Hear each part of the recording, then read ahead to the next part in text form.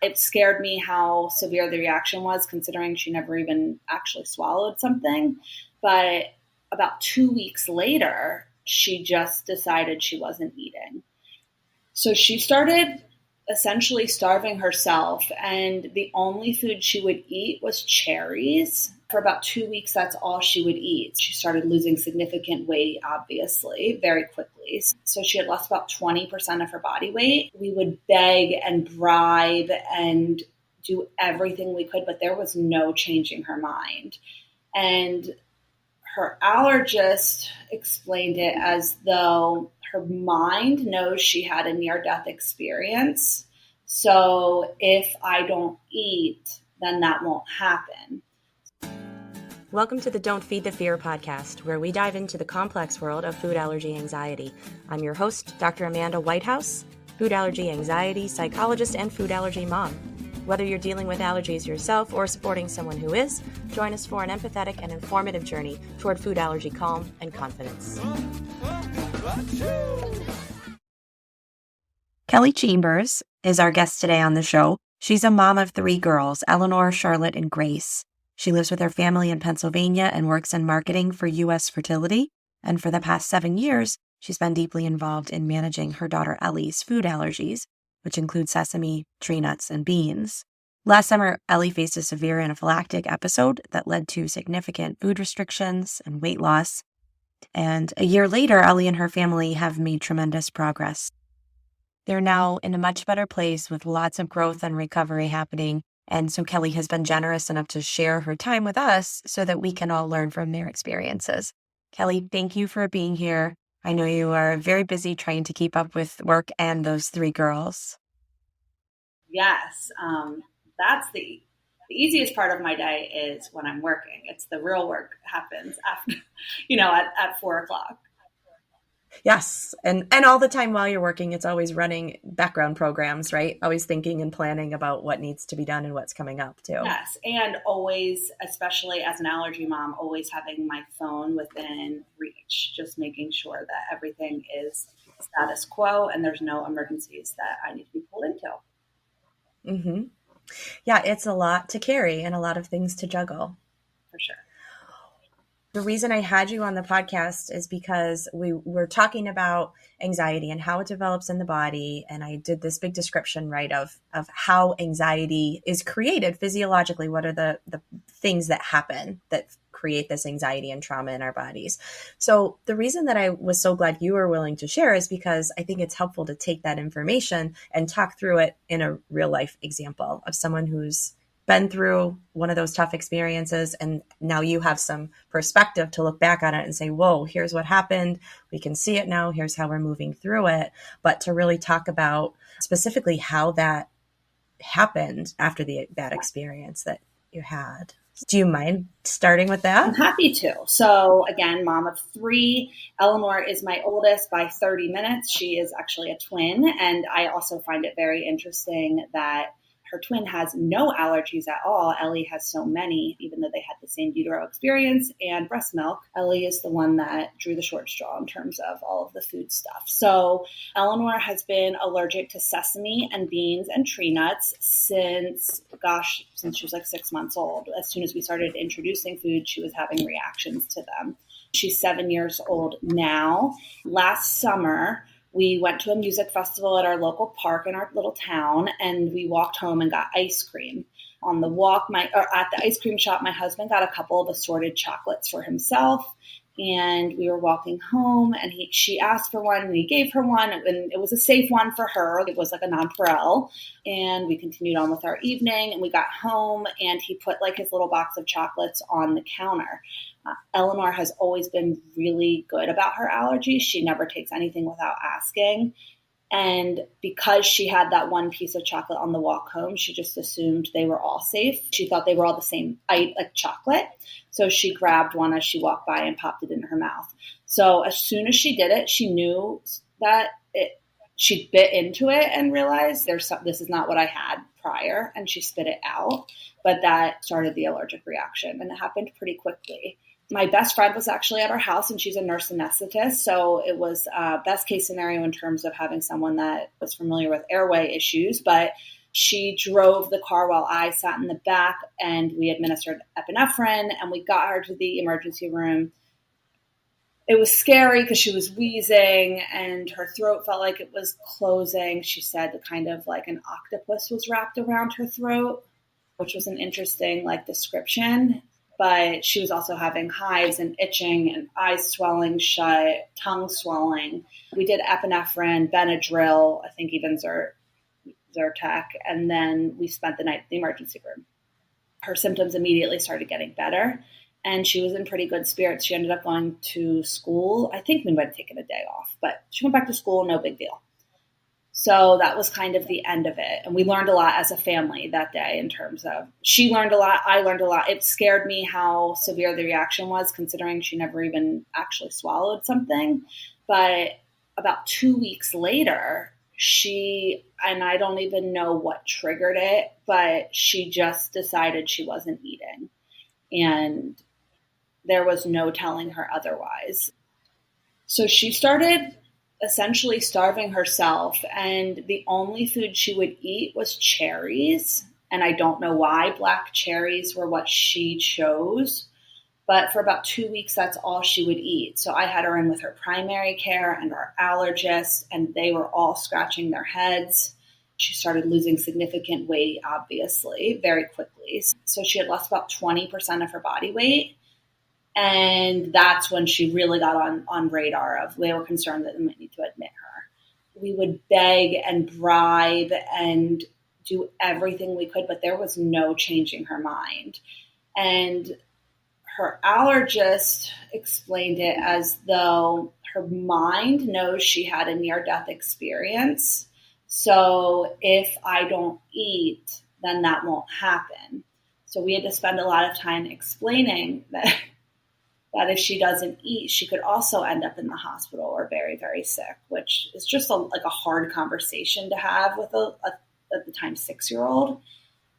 She struggled for the entire summer. I mean, we got up, I think by the end of summer, she was up to 5 foods, and it was painful in every way. It impacted our whole family, and she didn't want to go to a restaurant. She was scared of everything. We pulled all of the foods that have her allergens in them out of the house, thinking it would make her feel better. She still didn't trust it. So at that point, our allergist put a call into a colleague. We live outside of Philadelphia, so we have the Children's Hospital of Philadelphia in our backyard.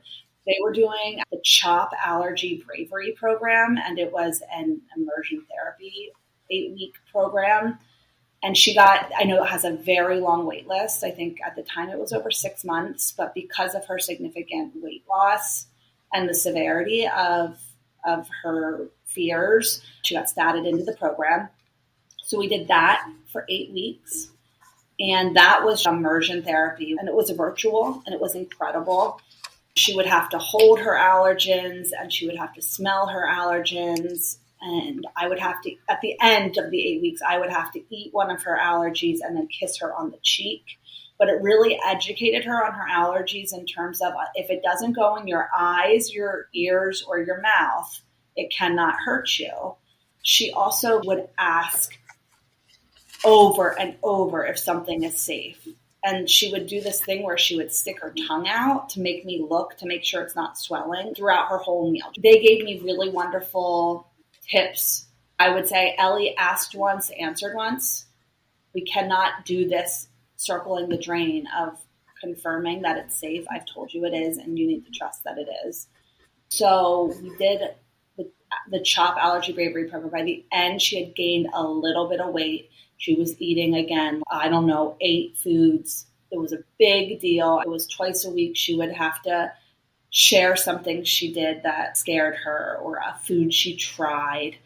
And at the end, we got into a space that was manageable, but her anxiety was still unmanageable. It was, in almost every sense of the word, ruining her life and our lives. No restaurants, no play dates. She wouldn't go on a play date if I wasn't there the entire time, if I didn't pack the food that she brought to the play date, to For school, she wouldn't eat anything except her 8 foods. So at that point, the CHOP Allergy Bravery program they said she's doing great in terms of she could go through a session and hold her allergy. Like, that was incredible. They're like, this is like a psych thing at this point. Like, that a full blown, she needs to manage her anxiety attached to it. Mm-hmm. So we started seeing a private therapist. We see her once a week virtually, and it has been incredible. That's probably been the thing that's changed. I don't know what was more important or what changed her world more, but the therapy we are almost back to normal, but it was every bit of 12 months. Ellie's fears and anxieties associated with food. Okay. So it's been a long process. I've heard amazing things about that program in Philadelphia. And it sounds like that was the initial stage of just getting her to be able to eat enough for her to not be able to be sick. Right. Yeah. I'm curious about back before you were able to get into that program, you said it was a couple of weeks afterward, right? Before you started seeing those changes. Yeah. I'd love to know your thoughts on that, just because she was totally fine. I think she went to school the next day and got lunch. She ordered cafeteria lunch. You know what I mean? I don't know what clicked in that 6-year-old brain that one day she was just like, no. Yeah. A lot of times, not just kids, many people, when we have something traumatic happen, our brain will kind of block it out to protect us. You know, it's not uncommon to hear of people who don't have a memory of a traumatic experience or that it's very fuzzy. So after something traumatic, we tend to just we want to get back to the norm as soon as possible, right? And you did the right thing you said we sent her back to school. She was ready. That's good, because all those familiar things give us a sense of safety, right? And control and familiarity. And so then sometimes it isn't until after a little bit of time goes by and the body is getting through that crisis mode, right? Just, I got to get back to safety. And then we start to think about what actually happened. And then sometimes the memories or the thoughts, tend to come up. And it does often take a little while for many people who've experienced a trauma. So that's not surprising, but it's confusing, right? I thought she was fine. Right. And then it was once that experience at that 2-week mark, it was really challenging figuring out how to get her help. That was something I wasn't prepared. It was a full-time job. I mean, I think I called like 17 clinicians, and weren't taking new patients. There was just many reasons why no one could help. So I feel very fortunate that I had the time and the resources to be able to really focus. I don't know what someone else does in that role, living that experience, because it was hard work getting people to listen to me and take me seriously and voice my concerns. And then ultimately all of my hard work advocating for Ellie was what got us into that CHOP program, which I think was the first step in her getting better. Aside from Eleanor's anxiety, of course, my husband and I had tremendous anxiety attached to her food allergies, especially following that event. And it's hard because as a mom, I'm trying to fake. I don't want my worries for her to pick up on them. Mm-hmm. But I mean, I remember one time recently we went to a restaurant and we had sat down and ordered. It was just me and the girls. And I looked in the bag as we started eating, and I have her EpiPen in a big yellow bag, and it wasn't in there. I don't know why it wasn't. I always leave the house with it. And we had already started eating. And I immediately was like, oh, you know what, guys, we're going to go. Like, I immediately panicked. I was like, I was like, I need to get this food to go. I needed to be near that EpiPen. Like, we could finish. Mm-hmm. And she's like, why are you doing, what's wrong? What's wrong? She's like looking at me and I'm like, nothing. I just want to get home. Daddy needed something, but I'm trying not to tell her. And I am spiraling in my head. And it's really, I wish that weren't the case. But then I go back and forth of like, yeah, just not worth it for there to, God forbid, be an issue. But also, like, what is the likelihood that this is going to cause something? And I'm ruining a special moment with my kids. So those things happen often in terms of like we don't do things because we're not near the epi, like, oh, we ran to pick up Charlotte from ballet. They want to get ice cream. I just grabbed my car keys and came. So we're not going to be eating until we get back to the epi. It's all consuming. The other part of it is educating others, like my in-laws and my parents. You don't want to scare people, but you also need them to understand how serious it is. And that's a challenge for them to take you seriously and for them to understand what that looks like. Sesame is a really big one because it's in a lot of things that people don't understand. We were at a picnic this weekend and I said, can I see your hot dog buns, label? And they're like, oh, I said, we have a sesame allergy. So they said, oh, there's no sesame in it. And I said, can I just check it? And I checked it and there is, but people think if you don't see the sesame seeds on the bun that it's there, and they're like, really? It's like, they don't believe me. I'm not like, this isn't fun for me either. So we have sesame too. And there's this whole thing that those of us who manage a sesame allergy know, with it being added to the top allergens. And then a lot of these bread companies began intentionally including it as an ingredient. We now have sesame in a lot of things that either didn't have it before or we wouldn't expect to. And if you're at a party trying to have fun and you're trying to explain all of that to your in-laws or your neighbors or whatever it might be, you can feel so frantic because we have all this information in our heads that to not only to get it across, but to do it calmly the way that we want to, that we're trying to model this calmness, can be so difficult when people just don't believe us or understand. Right. Yeah. So, I also see a therapist to manage my anxieties around Ellie's food allergy. And I do like some check-ins with our allergist because sometimes I question myself and I get confused. We don't have food allergies in our family other than Ellie. So then people will even ask me questions about things. Someone asked me about peas the other day. Can she have peas? Ellie said, I eat those at lunch. And I said, you do? Because I think that's a legume. But I didn't say that to her.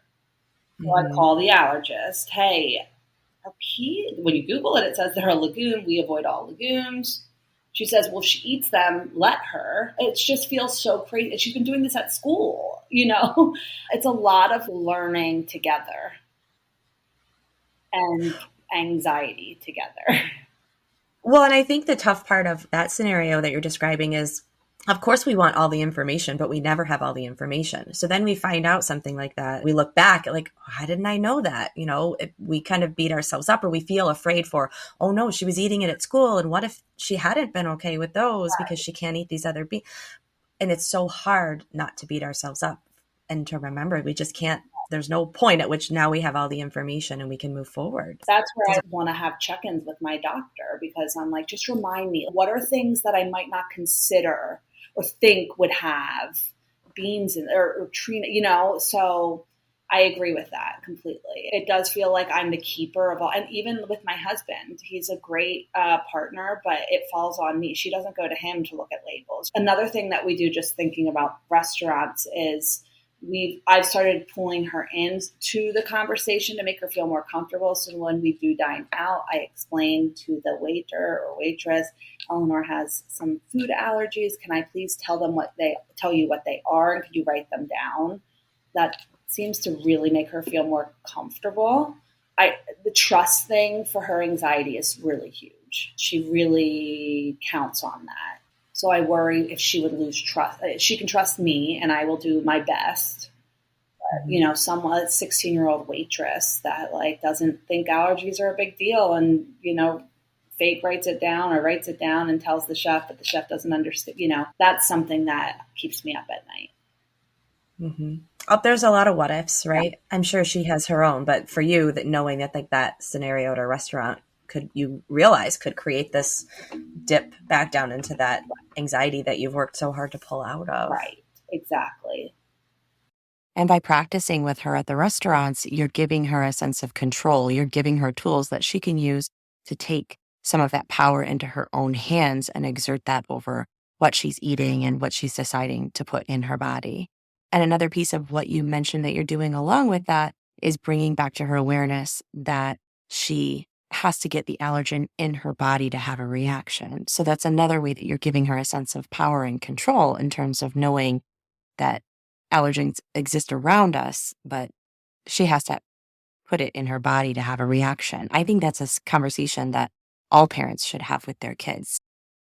Talking about having the allergen actually have to physically get inside of your body gives kids a very concrete and a very visual way to imagine and picture the scenario if they had been around the food and realize that there's not a possibility that it got in their body.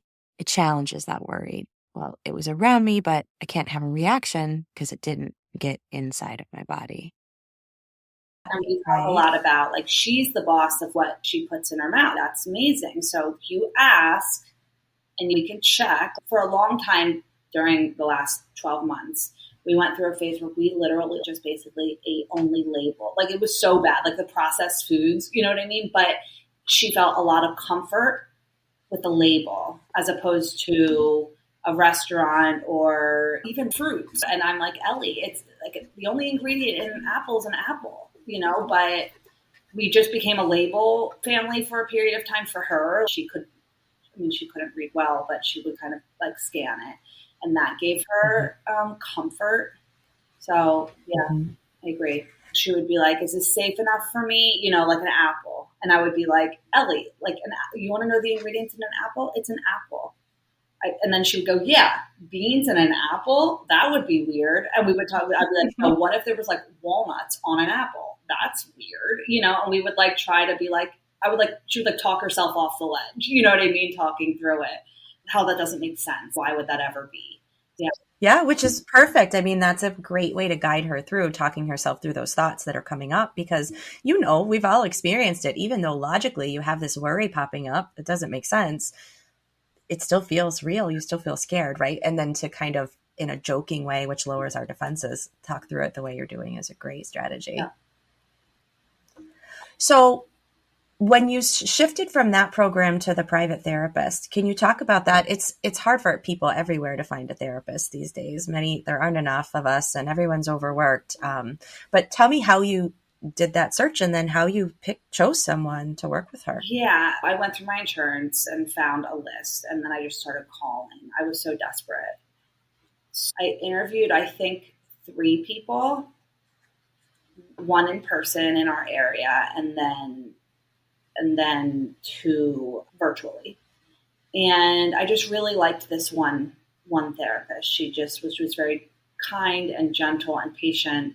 And Ellie responds very well to her. So we thought we would just start, like, let's just do 1 session. And then it just kind of progressed. And now she's into talking not just about her food allergies she's talking about what happened at school, or it's just like general therapy. She's actually like graduated just recently. She'll see her on an as needed basis, but she just thought Ellie's finally in a really good place. But for some period of time, that's all we talked about was food allergies. But then we got to a place that Ellie didn't need to talk about food allergies for 40 minutes, you know, so we would touch on it. She would challenge her to try a new food that week and then come back and tell her about it and how she liked it. And that's something that she's really helped her understand because she has these certain foods. They're oftentimes, she likes like an Easy Mac cup or dinosaur nuggets, but she used to be such an adventurous eater. She loved my cooking and now she won't eat any of it. So that's been something that she's worked with Ellie on was like, your mom she's going to cook it and she can lay out all the ingredients and you can look at them to make sure you're comfortable with that. And then she's going to make that. And I explained to her that it makes me sad that I know something is completely safe for her and that it is something I know she would absolutely love, or she used to love it and she's missing out on it. And so I haven't been pushing her on. If she doesn't want to, I don't like beg, plead. I don't. I just say, okay, I'm sad that you're going to miss this deliciousness, but what would you like? And we move on. Sometimes she'll come back to it and she's like, fine, I want to try it. And she's like frustrated. And then she'll eat 2. She'll be like, can I have more? And she'll have 2 bowls. And then she'll be like, I want you to pack me that for lunch tomorrow. I'm like, Ellie, I told you it was safe enough for you. And I told you would love it. And and she's like, I'm so glad. So now we're building, and this has only happened recently, where we're getting a short list of family meals that we can all eat together finally after a year of we were really making a separate meal for Ellie every night, which was hard because then the other kids wanted different things. And then it was like chaos. I was thinking about that, especially with her being a twin and all of this different treatment and her having the allergies and her twin not having the allergies. I was curious about the impact on the kids and the siblings in the family with all of this. That is something I think about often. It was very manageable. I felt like they were all treated as equals and they got equal time from us. But the last year, it's been this health journey that we've been on with Ellie that I have to be cognizant of doing we call them like special mommy dates, special daddy dates, that we take the others out. The hard part is that Ellie doesn't consider her time spent with us, which is often at the allergist or at a weight check. That's not like special mommy or daddy time. So then I have to do more time with her also. If we get a pedicure or we go to the grocery store with one-on-one, they love it. But it is something. When Ellie had her allergy that night, that reaction, and we just ran out the door with her to the hospital, and my husband stayed back with her, Charlotte immediately retracted into, we have like a little craft room off the back of our house. We call it the craft room. It's a sunroom. And she was like drawing, like just sitting there drawing. Like she becomes very much part of the like landscape when there's like when we've had these situations with Ellie that are scary, where she's just like, she wants to get out of the way and she's worried. And I know she is. So she was just drawing a card for Ellie, and my husband went back to like check on her, and she just had like one tear running down her face, like as she was drawing. That could like make me cry. Mm-hmm. So it's scary for everyone. You know, our whole family's impacted by that. Yeah. There's nothing to fix about it. There's nothing we can do. We're just all doing our best. Yeah. You've described a lot about talking about feelings with them, and that sometimes we just have to allow that sadness, right? We just have to accept that, unfortunately, sometimes it's sad and it's hard and it's frustrating and all of those really tough emotions that we want so badly to fix for our kids and we can't. Yeah. And it's frustrating. I have friends that have allergies, but they're able to do like those challenges and stuff. Like we're just not there, and people love to give you opinions and suggestions. And it's like that's not an option in our world. So just accepting the reality, what our whole family has to do. I can now talk about it like almost like it's in the past. Like it just feels, like if you spoke with me 6 months ago, it was just a really hard year. And the anniversary of it was just recently. And we were going to that same music festival. And I said, Ellie, do you know what today is? And she was like, what? And I said, Ellie, a year ago was when we went to that chocolate shop. And she was like, I said, look how far you've come. I said, if I ever have to get cherries again, like it was just trying to make her like laugh, because she's back to eating cotton candy and hot dogs with no bun and, all the things that like, I'm just grateful that she is in a better headspace this year. She wears a bracelet to school most of the days, if she remembers it. And she has like her little lanyard. So she's not embarrassed of her allergy. And in fact, I think she prefers for me to like say it loudly so everyone's on the same page. I don't know when that will change. Do you see that sometimes? It does. And it's different for every child, but usually when they get around that middle school-ish age, it might not be shame. It might not be that they're embarrassed about it, but some kids then want to take ownership of it and they want to be the ones who advocate more so than mom saying it. Some kids definitely, don't want that visible thing, that, medical alert bracelet or that epi pouch that is labeled. She's 7 now, right? Yeah. So hopefully you have a little time to prepare, and maybe she won't go through that phase. As allergies are becoming more and more common, I think we still see that, but kids feel that it's normal for them to have an allergy because most of them have multiple friends at school. A lot of them have another kid in their class. There's at least one, but usually 2 in every class. So hopefully that helps when she gets to that age where she's maybe starting to feel more self-conscious. You're exactly right. I don't know. I don't remember anyone having allergies when I was a child, but so, every day we're taking it one day at a time.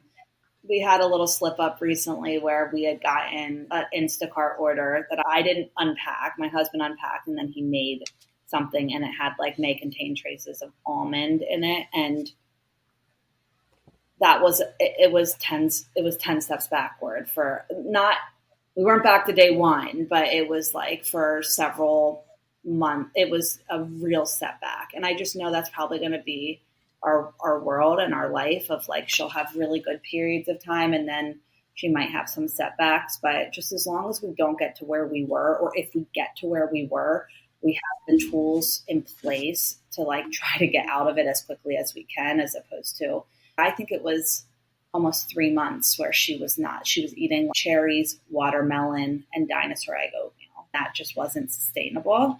Mm-hmm. Now I at least have the tools of immediately implementing. Yeah, it is what it is, right? It is. And it sounds like you're doing the right thing by each time you have one of those things, just pointing out what you've learned about it. Oh, we didn't think about the Instacart, or we didn't think about, we've gotten substitutes. Like before I learned when Instacart was new, how to turn off the option for them to substitute, or learned that I need to be available to answer their questions so that I don't accidentally get something, right? Right. Some of these things, again, we can't think of everything and anticipate it. We get a new piece of knowledge. We get another little nugget of good information to move forward with. And it does feel scary because it could have been, right? Always to emphasize that it was okay. And we learned from that experience, and we keep learning is just, and I like to relate it a lot for kids that's life. That's not life with allergies. That's just life. Right. So with us, it might be specific to this, but everyone has their things that are hiccups or bumps in the roads or swerves on the journey that we learn as we go. And unfortunately, sometimes ours are very scary, but hopefully we can minimize them. Right. Yeah. I went on an anxiety spiral and setback when that ballerina in New York City got like a mislabeled cookie. My doctor, my allergist for Ellie, like fielded many calls of concerned parents because, you do everything you can. And then for that to happen. And she said, Kelly, it's something we talk about as allergists often is at the end of the day, it's more dangerous to drive to your allergist doctor appointment than it is to live. It truly, that's a very rare and awful, like kind of like a lightning bolt experience. And she said, I don't, she didn't know much about it, but she said, my gut says that the key is epinephrine fast. And so, and that's kind of where I hang everything on this epi. That's my security blanket. Absolutely. Because that's the one thing we know for sure. We know that epinephrine works. We know that it's most effective when you use it immediately, right? We don't delay. So that is like our security blanket. So many people are afraid of it, but really I want everyone to think of it as like, I've got my hand on the epi, or if you can feel it in the pouch. So I know we're good, because that's always, no matter what happens, the thing that we can do. And a couple months ago, I was at a friend's house and I had to buzz out. She was going to watch the kids. And so she's like, can you just like remind me? I don't know this, but she's a school nurse. And she just had not seen this version, whatever one it was. And I was like, oh yeah. Look, so I'm like, so I pull it out, I take it out, and I shoot it into my leg, and it was a real one. The tester was replaced with I don't know how that happened or why, but I epied myself. It was in the there was 3 real ones. You know what I mean? How it's like 2 and then the tester. Like, I don't know why we in the box. So I epied myself, and I have a heart condition. Like, I'm not allowed to get my blood pressure up or anything. I was like, oh my God, here we go. I'm going to have to go to the hospital. But it was really good for me because it didn't hurt. And to the point that I showed her and I like shoved it in my leg, it like didn't even really hurt. I was like, I think I might have just like epied myself. And then I was like, no, it didn't hurt that much at all. It hurt so little. And then I pulled my dress up and there was like blood running down. And I was like, oh my God, I did it. But that was really important for me. I had this fear of administering it. And I don't know why. I did IVF. Like, I don't know why. Like, I'm fine with needles for the most part. And then I even got to feel what the feeling is associated with it. Like they got like kind of like the adrenaline and everything. And I won't think twice about administering in the future. I oftentimes would get to the hospital. I've only done it twice, but I went to the hospital and then administered. Like, why? It was just because I was scared I was going to screw it up, but I needed to remind me. Like, now I'm like, oh, I have no problem doing it. I would be, I wouldn't even flinch. I would just do it immediately. Right, right. And I think for each of us, whatever it takes to get us through that, I'm going to be doing a workshop, a psychoeducational group about exactly what you're talking about. Why are we so afraid to use it when we know, and working through that, giving, information on how it works and why it works so we know, and then challenging some of the fears around it that we have, because it's our number one defense. It's universal. So many other things differ for each of us in terms of what's the right thing to do to manage our allergies, but that's the baseline for everyone. It is. I think it's a very important course that you're going to offer, because a lot of my allergy mom friends, I'll say, have you ever had to administer it? And, and they'll be like, oh God, no, I'm too scared. Like, I always just go to the ER. I think educating and just, I don't advise doing it to yourself. Yes, I'm not advising that either here as a professional with you, but it's a good lesson to share. Yeah, it was less than a flu shot. I mean, it was nothing at all. It was so little. I thought maybe I didn't do it, and I just thought it in my head. So that gave me a lot of comfort. Well, and I think you've said a lot of good things, touching on this all the way through. But, you mentioned leaving the restaurant when you didn't have the epi. You mentioned we started our interview late today because it came to your attention that it was expired. The refill was ready and you went to get it, which I'm so glad you did. Best reason ever to be late, because you know that now that you've had those experiences. And so I think you're doing a great job, even though you described feeling stressed at that situation where you were not wanting to leave the restaurant because of the epi. You didn't want to alarm the kids, but I think that's the best example that you can set. And later, when you're calm, whether you want to touch back on that issue or just moving forward, it's perfectly fine, I think, for parents to say, I just realized we don't have it. The rule is we don't eat. My rule with my son is we turn around. It doesn't matter if we're late. It doesn't matter what we're going to or what we're going to miss or whatever the circumstances are. If we forget it or if we're in the middle of something, we go home. We go home and get it. And obviously we try to avoid that. Yeah, we've done it where we've realized we left it like on the way to a vacation, and we've called like the allergist and had them order it to our desk. Like, if it's a 2-hour drive or whatever, we've had to get new one. Yeah, I mean, you just cannot live without it for sure. No. I'm wondering if Ellie has talked about that much. Does she feel the same way? What does she say about you epiing yourself? She thought it was hilarious. And and she was like, oh, it hurt, didn't it? And I was like, actually, I didn't think it hurt that bad. She's like, it hurt so bad, but she's just, I think she was just scared in the moment, but I'm curious. She'll say, she doesn't like me to say like epi. She likes me to say, you have the yellow bag when we're leaving the house. We keep Band-Aids in it and other things as well. So I think she just doesn't even like talking about it. So I'm anxious. This year we started giving her epi to take. I do an extra one to go in her backpack. I get nervous. They have a long bus ride and she knows not to eat things, but like, gosh, if she sees like, I don't know, you see M&M one day and you're just, so I now send her with one on her to school in addition to the nurse's office and everything.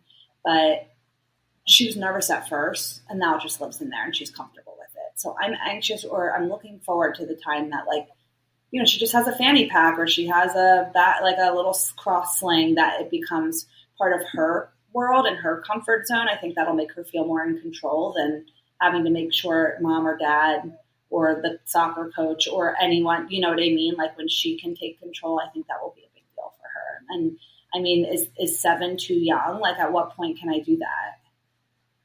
I encourage people to start as soon as possible with the child participating. And the way that you're doing it now is that she's carrying it and there's a backup. My son's 13 and I still always have his epi as well, even if just in case. But yeah, I don't think it's ever too young to start as long as they're being supervised, right? Obviously, I don't want to encourage people to leave their child alone with the epi out, but when they're out and about in the world and the adults with them should know that they have it and know where it is and know what it's kept in. I think that just gives them the confidence, because that also helps them to develop that mindset of, I always have it. I'm good as long as I have it. It could really set her worries at ease even more if she was a part of the plan. Mm-hmm.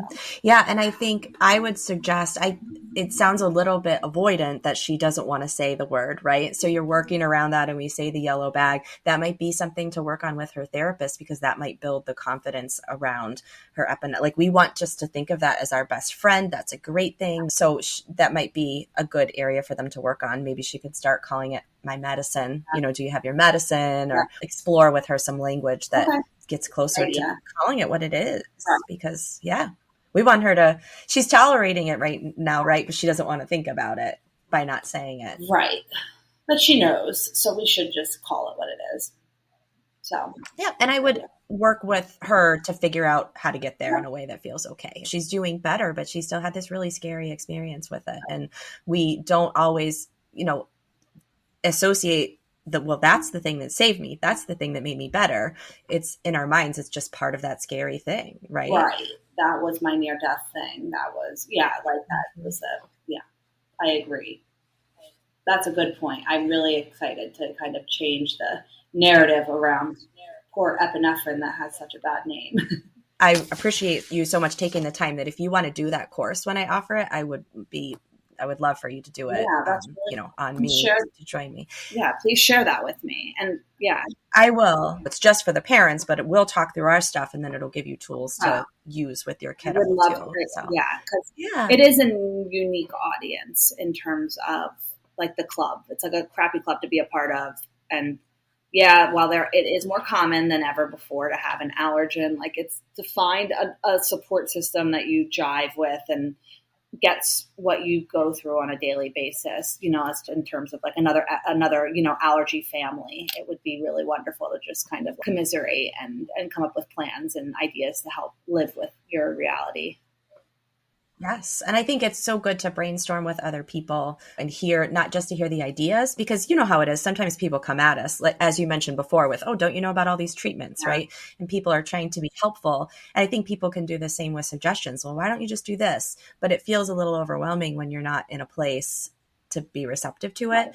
And I think creating a group space, like you said, where people get it and we're really talking through it, not just someone firing solutions at me. Right. Is more helpful, because it can be really easy. We feel defensive. We feel guilty as heck about anything, even when it's not our fault, related to our kids' allergies. So sometimes it just feels like someone being helpful. Why don't you try this? Feels like, why didn't you think of this? You should be doing this, right? And it's right. Yes, I agree. It was just like when I had twins, everyone gave you advice about parenting, and it's like, you just don't understand what I'm dealing with newborn twins.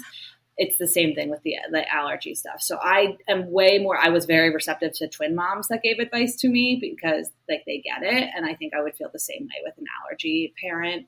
Even like the things you're mentioning of like how she won't call it she calls it the yellow bag. That isn't like, she needs to acknowledge what it is, and working through those things.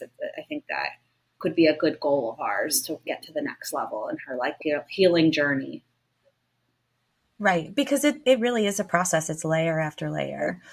So I was hoping you could just share, looking back, obviously, a year plus out, what would be helpful for parents who are unfortunately in the shoes that you were in a year ago? What do you think would have been helpful for you to know? What would you tell yourself back then?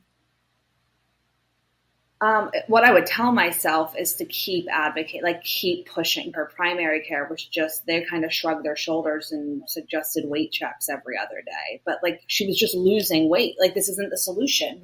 What is wrong with my child was perfect 2 weeks ago, and now it was awful. Her eyes were sunken in. She's pale and she's frail. We talked about even going into the emergency room at one point to hopefully get her into food disorder programs, which it was just all really hard to take in, because it was due to an event that happened. It was like a trauma. It was just different. It's different than many other, maybe more common issues children have around food. So what I would have told myself is to keep going, because there were days that I was like, do I just accept that this is our new universe, our world, of me just begging and pleading with her and cry. I mean, it was so hard. So yeah, if I could tell myself again, I would be like, just don't take no for an answer. Don't take 6-month wait for an answer. Just keep going until you find a solution that works for your family. And talk therapy immediately, yesterday.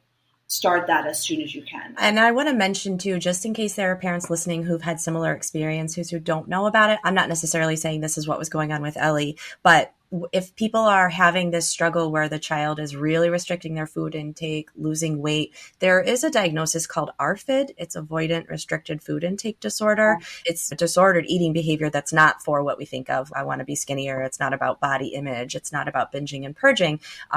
And sometimes, not always with allergies, but it can cross into that. So I'm saying this because if people have trouble getting help, if their child is like Ellie was and not eating and losing all this weight, programs who specialize in that or therapists who specialize in that, even if they're not necessarily meeting the criteria for that diagnosis, might be able to help better and more so than someone who, doesn't address eating issues. So that's kind of a newer diagnosis that a lot of people haven't heard of, but it's a term that might help you find the support you need if you're familiar with right, it. and find someone in your area that maybe is more familiar than just like a general family therapist or individual. I agree completely, because it is such a unique diagnosis of just the anxieties related to food. Finding someone that specializes or is familiar with the mind associated with that would be really valuable and probably save you some time.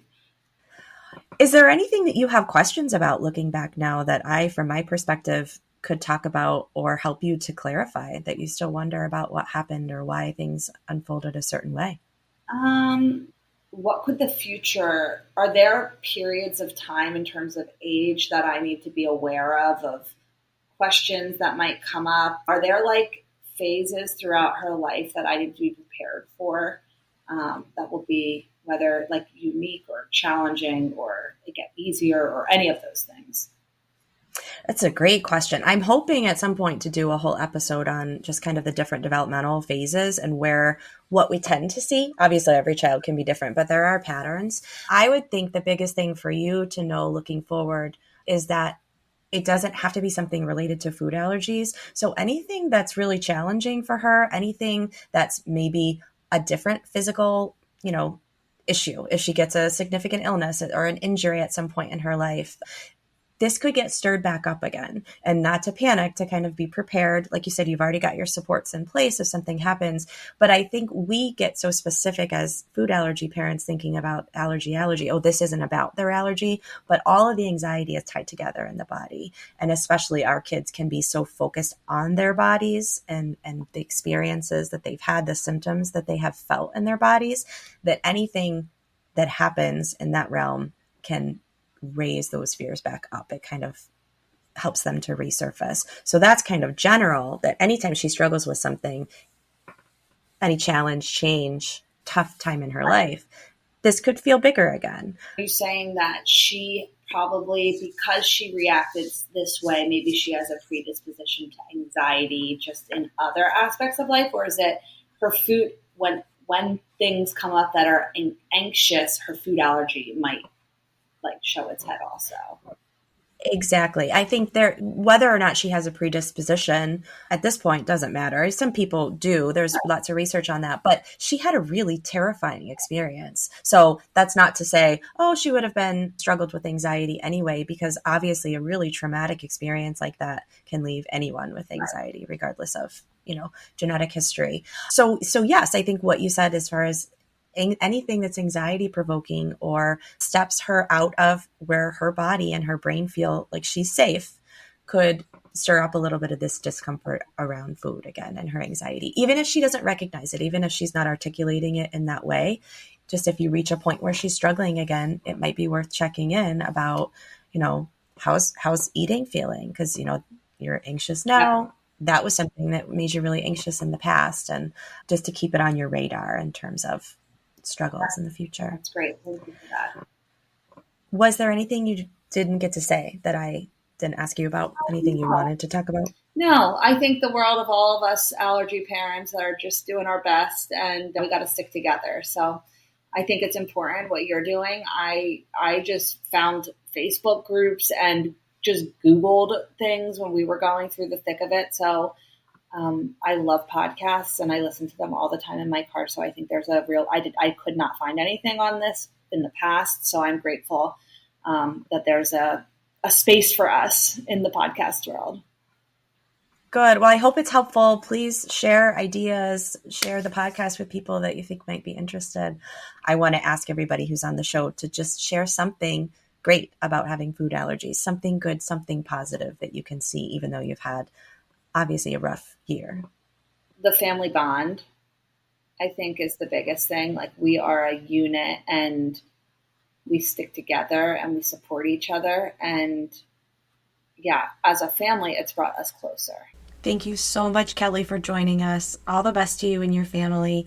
And we really appreciate you sharing what it is that you've learned along the way so that other people don't have to struggle as much as you did, hopefully, to find some help and to understand what's happening to them.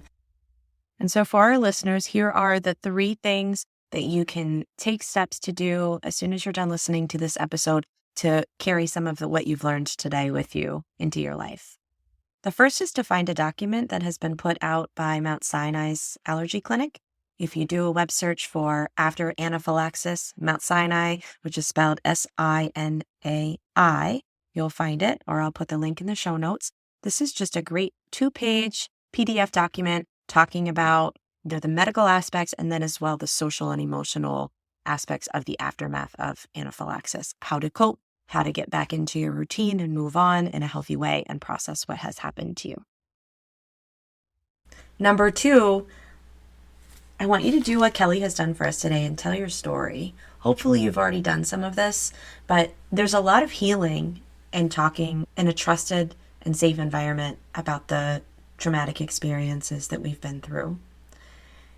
One of the important things to do when we do talk about our story is to tell the story the whole way through and to let the stress cycle complete the whole way through until the end. So what we sometimes want to do when we get stuck in fight or flight is go over and over and over one of the really scary parts, one of the moments that is stuck with us. I can't believe that this happened. I'm stuck on the image of his face or the sound of his breathing or when the person in the ambulance said this phrase. And we tend to ruminate and retell those parts of the story. And that's when we kind of get stuck in this pattern of rehashing and actually reactivating our anxiety. The brain doesn't know the difference between an imagined story and something that's happening in real life. So sometimes when we tell the stories in that way and get stuck on them, the brain and the body and the nervous system experience it as if it's happening to us all over again. The way to avoid that is to move all the way through, to get to the end of the story and tell the part where the medicine worked, where the symptoms improved, where people rallied around and helped us, where things went right and did get us to a safe place, even though there was a scary part prior to that. And in kids, we want to make sure that we're encouraging them to do the same thing. Sometimes in our anxiety, we don't want to let them talk about their anxious experiences or scary traumatic experiences because it's re-triggering for us. But kids are just trying to process and complete the stress cycle in the same way. So what kids will often do is focus on or continue to state or retell a detail of the story, oftentimes a part that doesn't really seem like it's about the main part of the story. It might seem like an irrelevant detail to you, or something else that happened that day. And when kids do that, that's them processing and working through their trauma and their experiences. And so we can do the same thing by listening, acknowledging and validating their feelings in a safe and trusted environment, and then moving them through to the safe part, to the okay part, to the everything is all right now, and here's why, and here are all the supports and safety precautions that we have in place that worked, that got us to feeling better and safe, and that we can use again and rely on again in the future if something scary ever happens again. So the retelling of the story, the important part is to get to in what we call the stress cycle. We have a stressful event. Our body goes into this responsive phase, which is our fight or flight mode. We can also freeze. We can kind of get stuck. And where we need to move ourselves in telling the story is to the relief phase. This is where we know that the event is over. Our body is signaled that we're safe. This can include, when we're retelling stories, the physiological and psychological symptoms of the event being over, crying, an expression of emotion about the event, telling the details of the conclusion of the event and the what's next to remind the body that that thing is over and it has happened and we have learned and we have grown from it. And one of my favorite facts about that, if you don't already know this, is that when we cry, our body actually uses the tears to help us remove cortisol and the stress hormone prolactin from the body. And those are the chemicals within our body that create those emotions and stress. So we're actually releasing them through the tears, and that's a signal to the body that we can return to a safe and calm state. And third, if you feel like you need some help with that, with anything around this confidence responding to emergencies or recovering after emergencies, knowing what to do, it's not too late to sign up for my Epi Experts course.